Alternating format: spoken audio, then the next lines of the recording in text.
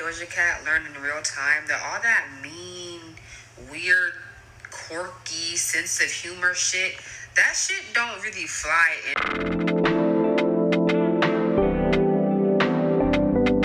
in real life. Like, that shit might fly in them weird incel chat rooms where everyone's mean to each other and everyone's snarky and smart, saying little fucked up shit. That shit might work in those spaces, but in real life, when you're trying to make money and you're trying to have a fan base who's gonna fund your life, that shit don't work, baby.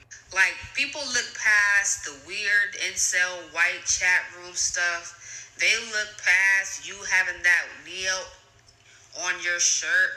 They look past you low-key not liking being black. They look past you calling that man's shirt musty after you smiled in his face, acting like you liked him because he was your fan. They look past you calling them as your fans dumb. They look past you saying that an album that people loved and enjoyed was a joke to you, and that them liking it was funny because you didn't care about it. They look past all that shit. I think that this year, this time around, people don't like that shit. People don't want to feel undervalued and made fun of by someone that they once admired. Because think of it like this.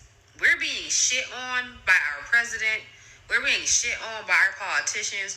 We're being shit on at our apartment complex. We're being shit on by our jobs. We're being shit on by these grocery prices. We're being shit on pretty much at every aspect of life right now. Do you think people want to pay for or stream or put money in the pockets of a artist who they don't have to, so that she can shit on them too? Hell no, bitch. I think what Doja wanted was to authentically just be an artist and her real life be separated from her being an artist. And I feel and believe that certain people do not know when to do that and when to stop, especially in America, where people want to know everything about that artist, who they date, who what the favorite color is, private information that are really none of your business. As Beyonce said, she wants you to focus on her craft. She wants you to focus on what she puts out, not her as what she does with her personal life, because those things are none of your business. What's your business is you supporting music. I'm sure you can know certain things, but I'm allowed to have private moments to myself. And that's something you guys don't give artists. And I don't think it flopped. It just did not perform, because it's performed over like 10 million. Like, that's a lot. And Doja having her complexities with her being white or black or whatever it is because of how that white space that she wants to be in keeps reminding her that she's a black girl. I guess you guys do the same thing. You remind her about the drop that she's black, and she has to cosplay being black, and just because she wants to sell something to you. I think you guys want people to be authentically themselves until they are authentically themselves, and then you get bored that no, you shouldn't authentically be yourself like that.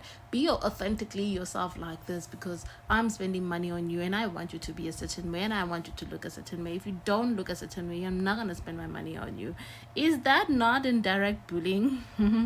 Like what these corporates are doing. We tell people to be authentically themselves, represent themselves how they want to be represented, and then you do a stunt like that and be like, if you're not like this, I'm not gonna support your music.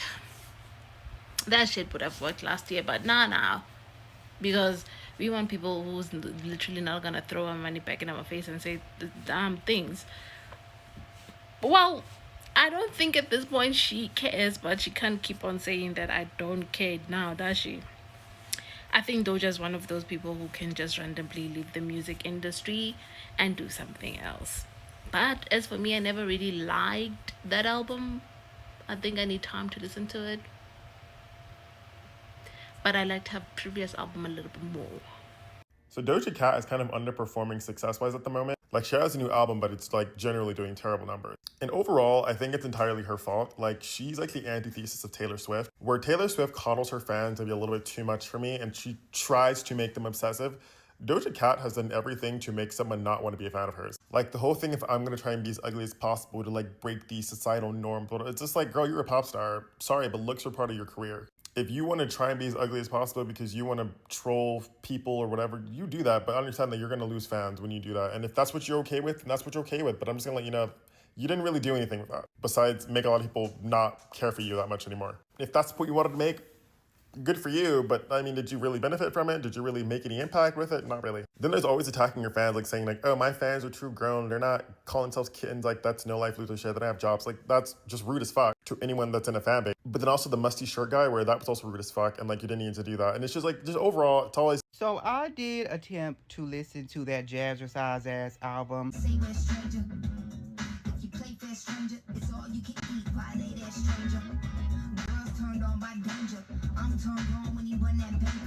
But unfortunately, I could not make it past like the 5th track. Like, it is just simply not for me, girl. It's not my cup of tea. I feel like that's for the girls that like to go to the bathroom every 5 minutes and dance all night. Like, I just could not get jiggy with it. It seems like a cohesive album. Like, everything seems in theme for what she was trying to put out. However, it was just kind of repetitive. Like, all the beats sounded the same and there wasn't much variety to the songs that I actually heard. Also, I do think that her album coming out literally a week after Cardi B album made it hard for me to listen to the album because I'm still stuck on Cardi's album. I have not fully moved on from Am I the Drama, so if the album is not greater or equal to Am I the Drama, I'm not interested. I'm about to be bumping this album for the next 6 months or so. And from what I've seen, it seems like a lot of people actually don't like this album from Doja Cat. Like, typically, Doja Cat's albums are received very well by the general public, and for some reason, I have not seen much talk about this one. And I think part of the reason is that she didn't have really a good lead single. Like, her last 2 albums' lead singles were amazing. Need to Know and Agora Hills were tea. But that techno pop shit that she put out for this one should have been left in the 80s where she got it from.